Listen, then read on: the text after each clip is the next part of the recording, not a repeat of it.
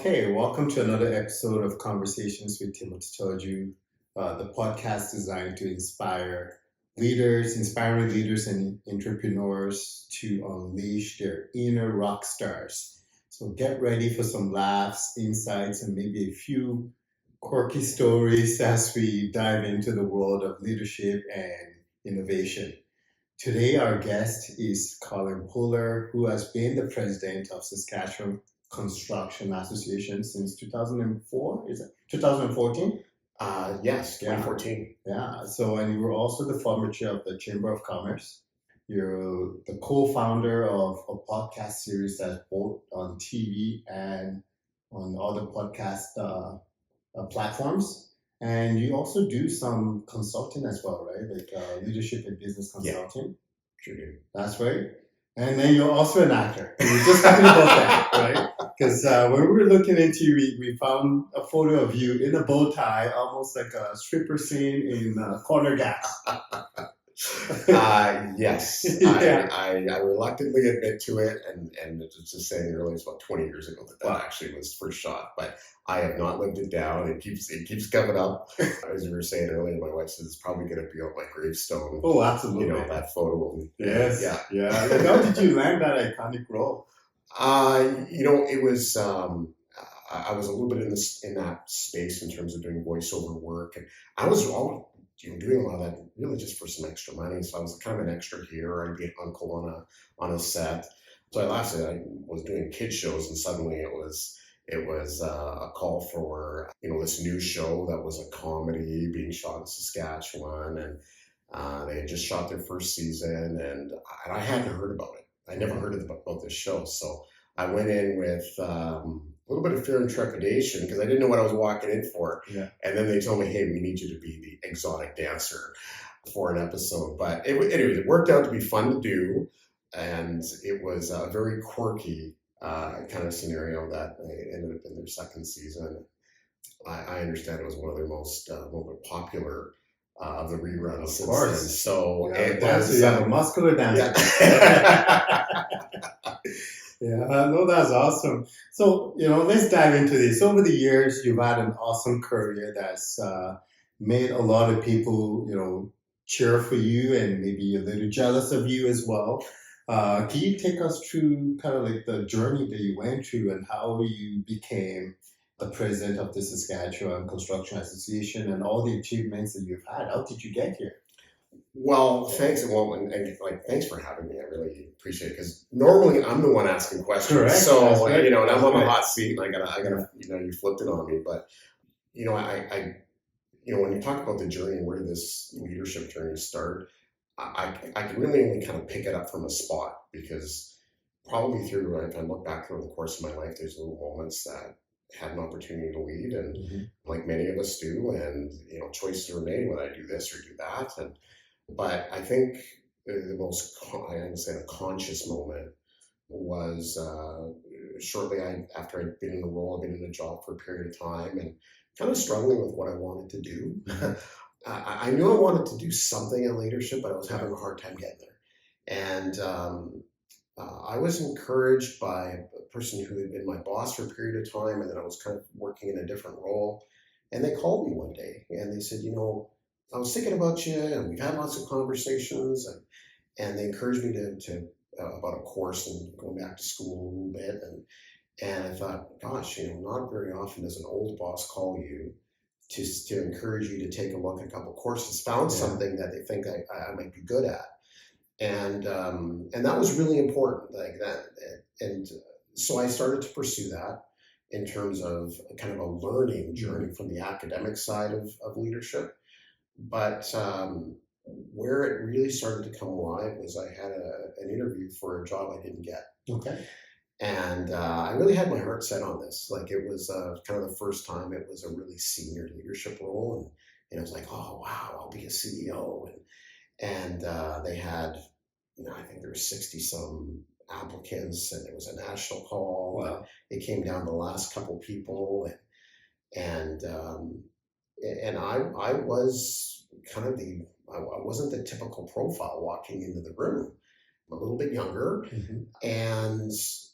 but the board was impressed, but I didn't get the job. Yeah. And, my heart really sunk. But there was something that same boss who called me, who told me, hey, you should take that course. Something else that they told me to do is always ask for, we call it the post board. After whether you win or you lose, you need to go and do a reflection and ask for an opportunity to find out, hey, what did you do well? What could you have done better? Are there areas that you think I could, I should work on? And so I reached out to the chair of that organization, and they were more than happy to sit down and share with me and actually give me some insights I didn't really know about myself. Amazing. It was a person I really respected and I was scared of, but they said something to me that I didn't really fully understand in the moment. I understand it better now. But he said, Collin, there's a shortage of leadership globally.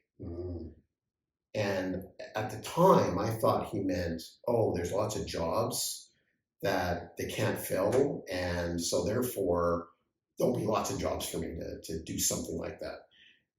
And it took me a little while to begin to understand what he meant is that the shortage is not in the number of people, but the essence of leadership. The qualities of leadership that there's a shortage of it, a major gap in the world.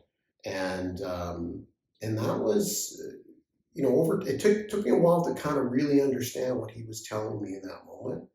But I look back, that was probably the most pivotal moment for me to kind of wake up and realize I need to learn to change and grow and do certain things that can help me become a leader.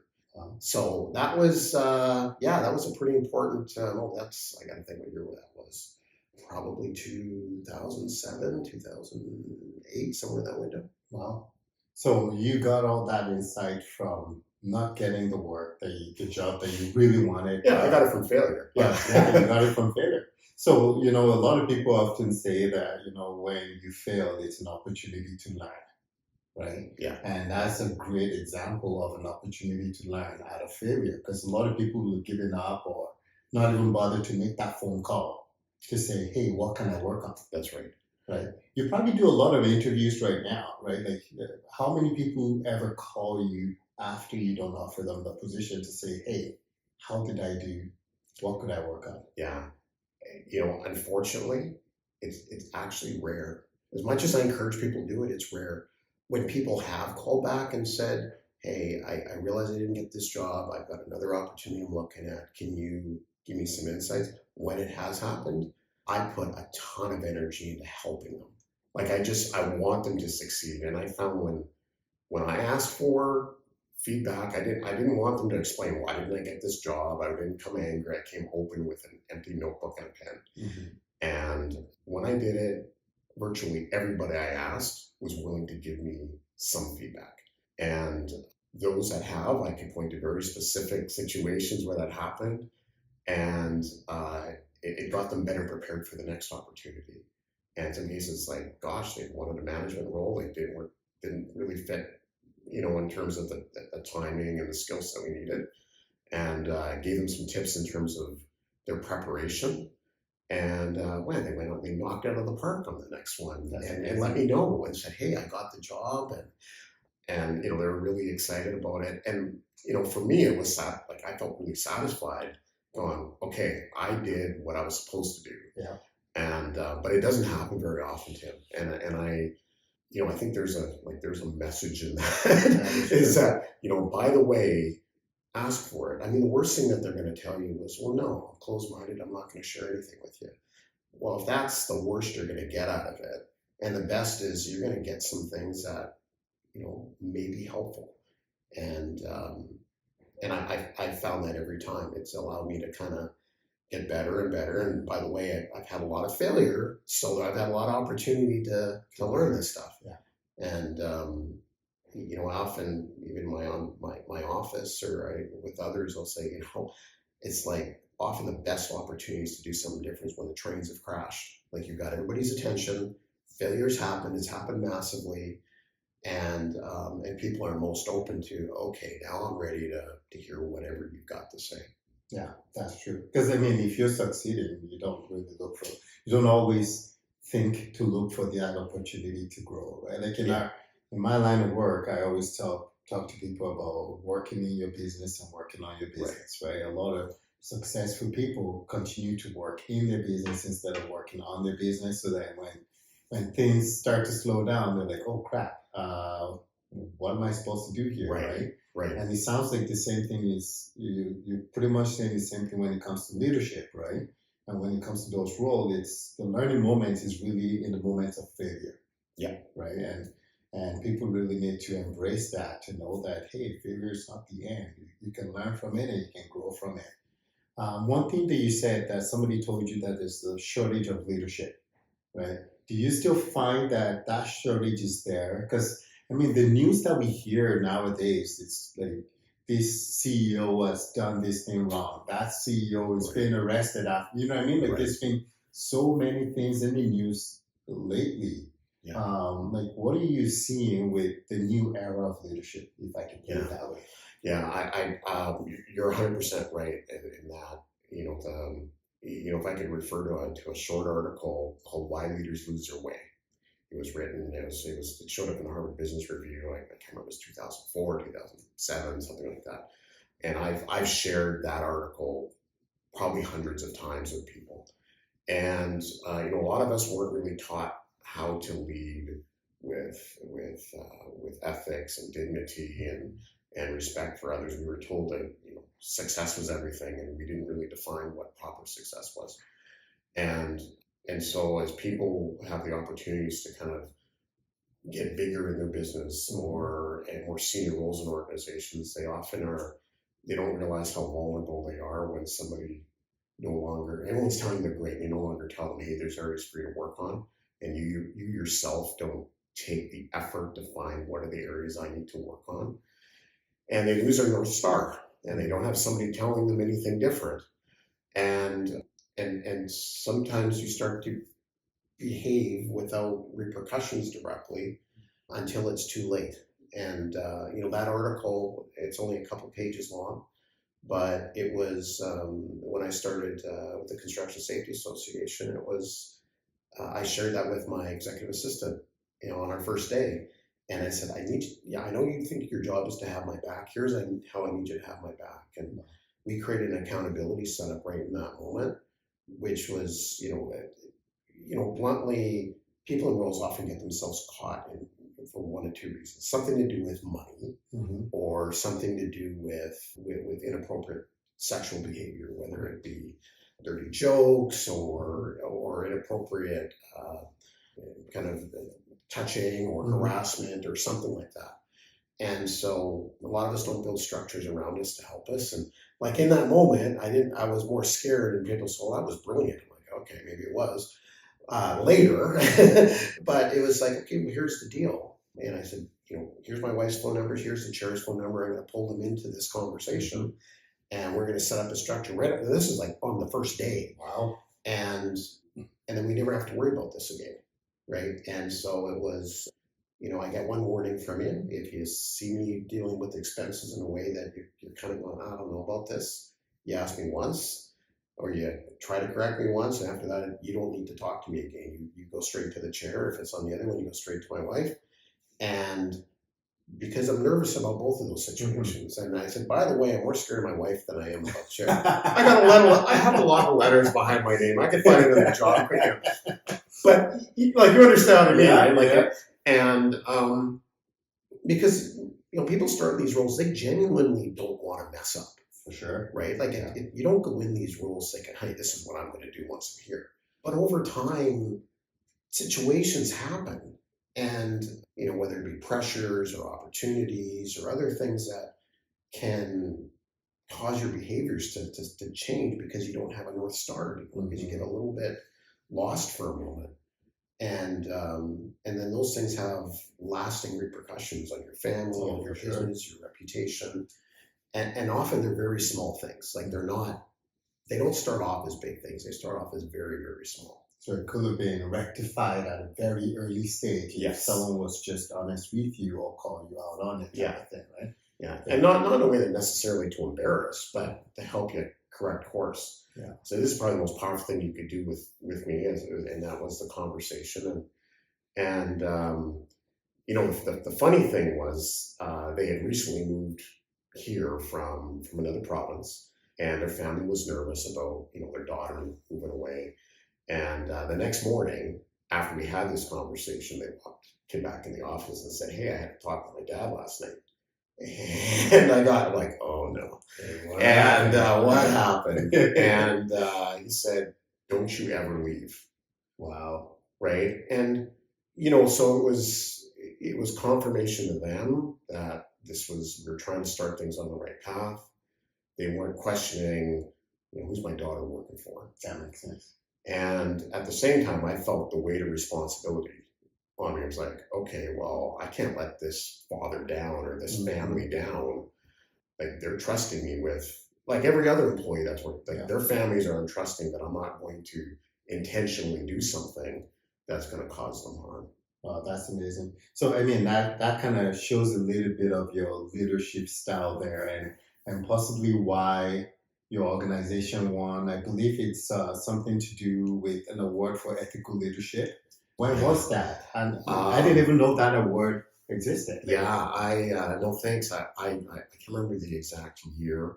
I think it was a year we received a few different recognition, but that was actually through the Better Business Bureau. Award they call the Torch Awards. Oh yes, that's right. Where they recognize organizations that are trying to do work in that fashion and encouraging others to do the same. And I know you want to talk about style. I'm not sure I could describe the style. I tell you what how I want to be almost remembered when this journey's done in terms of the reputation and be, like I say, recognized, or the legacy of it. And I read stories of how things go sideways. I'm like, gosh, if I could do something that doesn't go that way, even if in the short term it doesn't give me the results I would like to have, that over the long run that it does. That you can do a lot of mess ups mathematically and run your business in the ground, but if you have a solid character and reputation, and people feel that they can trust you, and they feel that you're genuine, you can rebuild for sure, and maybe stronger than you ever have, because people believe in you, despite the honest mistake, the honest error, or a good decision that didn't get the result that you're hoping for. So that's kind of, those are the things that I'm reminded of, and maybe that's from my parents. I don't know, but I know they've tried to instill that in me. But those things are hard to go away for me, and I guess as you get older, you kind of get more entrenched in certain ways. But I felt like that was the way that I should probably try to lead, and maybe it wouldn't get me to where I wanted to go the fastest, but I wanted to be solid once I got there. And that's still a journey I'm on, right? It's always a journey. Yeah, but I wanted to be solid, or as solid as I could be once I get there. That's amazing. So, as you were coming up, you had somebody that gave you advice and mentored you, things like that. So, what type of advice would you give to young leaders that are trying to build a strong ethical foundation in their career? What kind of advice would you give to those people out there? I know you like to cover kind of 5 key things, so maybe I'll kind of dive into some of those, right? Yeah. And I can put them on a little recipe card that I could share in kind of my wallet. But commitment to caring, and I realize some of these are two edges of a knife, but a high level of commitment to caring about what you're doing. And sometimes I've even had board chairs or bosses say, "Man, you almost care too much." Right? Is there such a thing? Yeah, it's like almost the point where you take it personally. I'm like, I know, but I think that's why that produces results for me, because your level of commitment is really critical. And like everything we're talking about, leadership is completely discretionary. Like, you can be relatively successful in what you're doing, regardless of what it is, and not necessarily put a tremendous amount of discretionary input in it. Like, we can have comfortable jobs and live comfortable lives, but leadership is completely a discretionary activity. So, that commitment to caring is a discretion. Some people will talk about commitment to community. And So, well, okay, what do you mean your neighbors? Well, it could be my neighbors. It could be common areas of interest. It may be something that is, just in the area that I'm working, but to not just that, but expand that further. What about your town? Are there things that I can commit to help my town or my province, or right? And being open to expanding that. So I'm always going to start off that way. But it may simply be, you know what, I'm going to go and volunteer for a while and serve soup at the kitchen. Yeah. And, it teaches humility. It teaches, you learn things through that. You make connections. You connect with people at a different level than you normally would in your day job. And you also connect with other people who are also on that same journey. So oftentimes, so much of the success is just by showing up in places. And, and they're there too, pitching soup or whatever it is. And you make connections with other business people or others that are on a similar journey. That's really, a critical area. Consistency, finding some discipline for yourself where you're forced to be consistent to get better. And so it doesn't matter if it's working out or if you're learning how to sew, but to stretch yourself and to be consistent with it, more than being passionate, more than being motivated. Those things can, go up and down and wane at times, but consistency gets you through that. Being curious. Oh, yes. Yeah. Right? Genuinely being curious about other people, curious about yourself, and say, why do I act this way? Asking people hey, I want to get some feedback on myself, right? We call it self-awareness, but it's really about being curious about things and moving into areas. And I talk about challenging, right? Challenge yourself and challenge your friends, but and it can happen a lot of different ways. Because those things force you to have to change. Yeah. Right. So I just want to be the same way I am now, but have the title and have the role and have you're going to get tested a lot when you're in leadership, and you're going to develop your muscles from those other things that I just described, right? That resiliency. Yeah. That resiliency, that grit, but you've got to practice challenging yourself, because again, this is all discretionary, right? I can, even when you're in the role, all the effort's discretionary. The day job goes from 9 to 5, but the real stuff happens from 5 to 9. Yeah. And that's a discretionary time. You could do nothing. You could sit and watch TV, or you could be creative and learn and stretch or give some time to somebody. And that's kind of that capture and advice that in terms of trying to put it into a basket of things, and just kind of works out as 5 C's, but it's not, that wasn't the intention, but it's just a way to remember that those are probably some of the big ones that I tend to focus on. That's amazing. You talked about the care for the community, and you do a lot of work in the community as well, right? And what got you started in that? How would you say that that has shaped your view of community leadership in general and the importance of getting involved? I know you alluded to that a little bit here. Have you gained other leadership, I guess, attributes from, say, volunteering on boards and being involved in the community? Oh, yes. Yeah. I would say that, and I've said this lots to folks on our staff too that are wanting to develop. I learned way more from putting my time and effort into different things outside of the job, right? I'm going to say the unpaid time or the time you get paid very little. Yeah. And it happens on so many levels. I mean, even just in a practical space, it's I learned financial management from volunteering with a group that needed some help with it. Yeah. And I got the chance to kind of work on someone else's problems, and it gave me both a new perspective and a deeper understanding of and stuff I could bring back to my day job.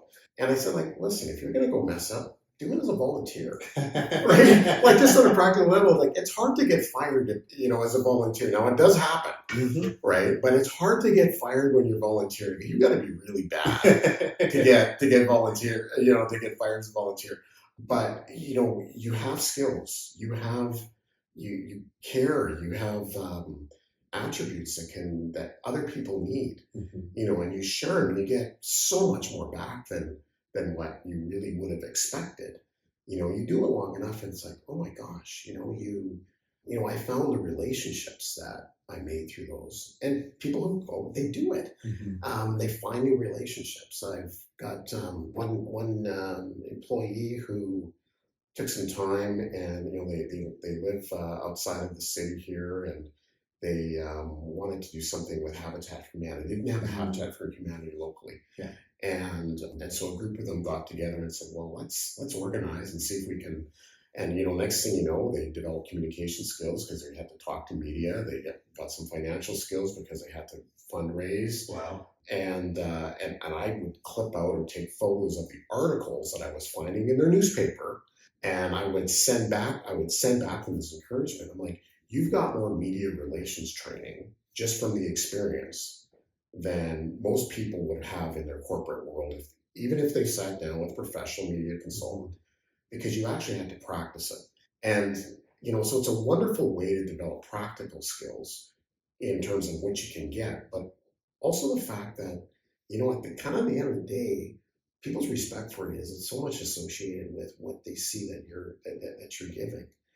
And like being generous with your time, it buys you a lot of grace sometimes when you do mess up, right? Like I have my probably about every 20 minutes I have a good mess up, and and you gotta ask for forgiveness and move on, right? But it can buy you grace. But for me, it's expanded a lot of knowledge that I can carry to the next thing. It's taken me back to, say, the day job is again. But also, as I've gotten more involved in different organizations, I can take those skills and drop them in a lot of different places. And after a while, you kind of have a pretty good repertoire of and range of experience. And for me, it's like, yeah, but you're in the construction safety side of things. Like, yeah, but I've worked in telecommunications, sports and entertainment, law, acting, right? Television production, all that kind of stuff. And it's like, and these are skills that people go to school for very long periods of time to be able to say I can do. As you build that up over time, all of a sudden now you're just not, you bring like a truckload of things with you that people still need. And so I think it's important. I probably learned it from my folks when they landed in this country. They immediately got involved with their church and support there. They got involved with their neighborhood. One was neighborhood watch, or block parent. If you remember block parent. My dad, being a carpenter in the Caribbean, people were building their homes, and he was helping them understand, this is probably a better way to construct that. And the whole neighborhood would get together and get advice from him with this kind of, his Jamaican sing-songy accent, and at that time, but they got involved, and and my mom's 85, and she still leads. She still leads a group. Yeah. They volunteer. They make they make clothing for newborns in the hospitals. Right. Every Wednesday they all get together, and they have some fun doing it. But they call her the leader of the group. Giving back. Yeah, right. The more you give back, it's not about what you get; it's more. Yeah, and their satisfaction level. Yeah. It's like, hey, I'm engaged. I'm relevant. I'm doing something, and people are able to benefit. And it's like, it does way more for yourself than you realize. That's amazing. Part of the ways that I've been seeing you give back is through your podcast that you have with Kavis Reed. What led you to start that podcast? Because it's about leadership, right? Yeah. It's a leadership podcast. Well, it started with the story of me not getting the job I wanted. Okay. And over time, I reflected on the moment that I learned, from that chair of that board. And I thought, one day I got to write a book about this. And I thought, I got to, so I wrote the first chapter. And it was really about that engagement with that chair, giving me that advice. And I'm like, what else do I know about leadership? and I was talking with Kavis, who we met. We both spoke at an event 10 years ago, and met and struck up a relationship. And during COVID, we were talking a lot more. And I, Jared, hey, you're trying to write this thing. I said, I need some content. And so the idea is like, maybe we can interview some folks, get some content. But this idea of putting in a podcast where I just talk to people who've had to develop their own leadership styles or gone through something that suddenly they woke up like, oh gosh, I'm the leader, I guess. Didn't mean for this to happen. But to take that and use that as content, but we wanted to have a genuine conversation, not just, okay, what did the textbook say? But have genuine conversations with people. I like to laugh. Part of the reason I laugh is because I get nervous otherwise, right? And I found two things. One, I felt better, and other people felt better about the moment and could kind of open up the things they felt vulnerable about. But also learning through some stuff I had to do through radio for work was that it leaves different imprints in the mind. So, great speakers, they try one or two things, either shock you into remembering something, or if they can cause you to laugh, it opens a part of the mind called the broca of the mind. And that imprint lasts a lot longer. Like, I'm sure you and I could talk about movies we saw when we were 12 and 13, the funny ones, and we could remember the whole line right? We may have only seen the movie once or twice, but we could remember the lines from it very distinctly. Part of it was because of the comedy of the moment. We could laugh. You could tell me about the movie, I'm like, I remember that. And the other things I'll completely forget, right? Like, can't remember what happened this morning, right? What did I eat for breakfast? Not sure, right? I gotta go back and check what the plate looked like. But, and it remembers it in a way that we tend to want to act on it when we're shocked in a negative. And I found it in safety too, when we shock people in a negative. People will respond, but it may be from a traumatic perspective, not necessarily from a productive perspective. And so, the whistle while you work joy that come with it. If we can talk about the humor, if I'm going to take a humorous angle of some of our failures, we can share things and insights that may be more valuable to people. So that's how that started. It started, well, let's call a couple of friends. And they led to some other friends. And then someone said, hey, you should talk to this CEO. I'm like, I can't call them. Don't worry, I'll call them for you. And so it led from, that to authors, to major academics in the area of leadership, to senators, to other series. And we were just, I wouldn't say it was the highest quality sounding stuff, but we were just recording. And we both enjoyed it. So we think, okay, we'll set up a time where we can do this once in a while.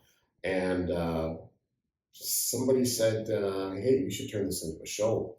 And tell them, like, oh, I don't know if I can do that. I got this. I've had my acting debut. I'm done. But, and so we put it in a different format, and it kind of goes to a different audience, right? But still the same idea of we got to have a humorous moment. Like, and so we don't have any guests that can't laugh at themselves. Like that's a rule. And so if you got the kind of ego that can't make fun of yourself for a moment, it's probably not a good fit anyways, because we're talking about, we want to share the vulnerable things because we want to be relatable with others who are feeling scared about this whole idea of leadership, or feel I'm trying to lead, but I'm not doing a great job. Or I've seen other leaders just get, I'm going to use the word crucified, or don't have to go through a gauntlet. I don't want to experience that. I can never do that. It's just too hard. I have to be like you. Well, no, you don't need to be like me. You could be yourself, but still learn things from others and take little bits and pieces from their journeys. And sometimes the people who you put way up on a pedestal, when you get a chance to talk to them, you find out like how real they are. And because you see them as Superman or Superwoman. Yeah, exactly. You feel the same way I do. I'm like, I didn't know that, right? When, one of our staff interviewed me once for kind of an internal thing, and they made a comment about, oh, you're so great at speaking, and I'm like, I'm a strong introvert, and I used to get, I don't so much anymore, right? But I would want to feel like I wanted to throw up before speaking, right? And I have to really consciously work on it. And they're like, what? They couldn't understand that. And I said, like even in if you catch me on a nervous moment, you'll notice I'll start stuttering and I'll start to shake a little bit. I calm down very quickly, but usually after we laugh, right? And they couldn't believe that. I'm like, yeah, it used to be quite a problem for me. Not a lot of people saw it because I would kind of run off to the other room but even to this day, if I have to speak somewhere, I need some quiet time to myself. My wife knows the pattern, right? Yeah. I start pressing the shirt over and over again, and everything's got to be just a certain way. But it's part of the process.